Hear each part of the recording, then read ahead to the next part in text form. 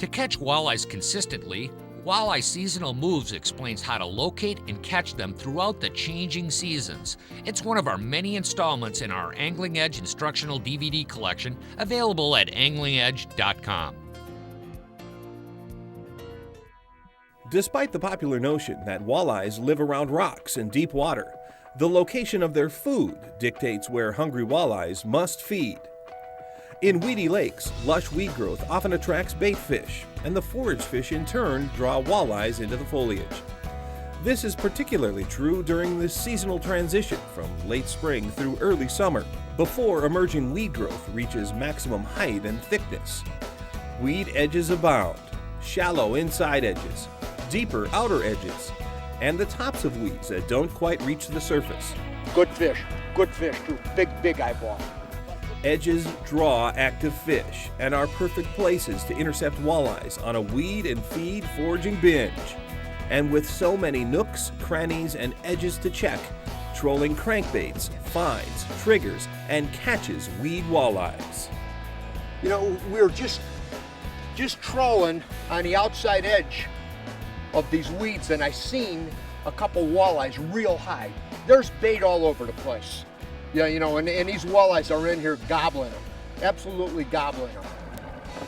Just fringing into summer here with a water temperature of 68, 69 degrees, the weeds are not fully developed yet, so we can troll a little bit into their edges and over their tops. Now, as the water gets a lot warmer, we get into summer, the weeds are going to grow up right to the surface and we can't troll over their tops anymore. So at that point, we're definitely going to have to troll on the edges and just tickle the fringes. Also, instead of trolling 1.5 to 2.5 miles an hour, we might want to actually kick our speed up a little bit to get that bait really vibrating and use speed as a trigger. Because when there's lots and lots of bait fish around, fish don't have to respond. You want to trigger them to bite. When a bait comes through, they're wobbling hard and fast. It can make them bite even if they don't want to. And that's one nice thing about a tail dancer. It's got a lot of action to it, a lot of wiggle, and it'll get those fish going. Large, slow tapering weed flats meeting the main lake basin often develop the best weed growth in the lake, with walleyes making seasonal use of different portions of the weeds. In early spring, walleyes often prowl the shallow inner edges of these flats where the sparse weeds barely rise above bottom. We like to longline troll shallow-running original Rapala minnows or husky jerks, whose subtle wiggling actions are ideal for cold water conditions. Trolling with a silent electric motor and about 75 to 100 feet of line helps prevent spooking walleyes in the extreme shallows. After spawning, walleyes typically disperse a bit deeper across the developing weed flats, where weeds begin growing taller and thickening as spring progresses towards early summer. Even so, there's usually a band of open water above the weeds during late spring conditions. This is a perfect time and place to longline troll buoyant balsa crankbaits like tail dancers above the weed tops, just like we're doing today. Select a lure that dives just deep enough to occasionally brush the tops of the tallest weeds, shortening your line a little bit if necessary to avoid snagging. To minimize spooking, weave your boat in an S-shaped pattern, often called snake trolling, to present your lures through areas outside the boat's passage. By early summer, thickening weeds usually force walleyes out to the deep outer weed edge.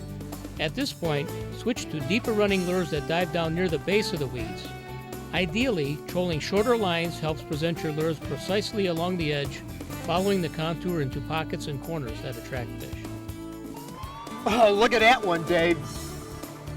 You know, I got to tell you, this method of fishing, flatline contour trolling on shallow water weed edges like this, is not something that you're going to pick up the first time on the water. You're going to have to put some time practicing it. And it's not an easy way to fish. It's a hands-on approach. You're always working with the rod. You're always keeping your eyes glued to your depth finder. I mean, it's a system of fishing that once you get it down pat, you're going to catch fish when everybody else is saying, hey, they're just not biting. And you're going to have days like this all season long on a lot of bodies of water. To catch walleyes consistently, Walleye Seasonal Moves explains how to locate and catch them throughout the changing seasons. It's one of our many installments in our Angling Edge instructional DVD collection, available at anglingedge.com.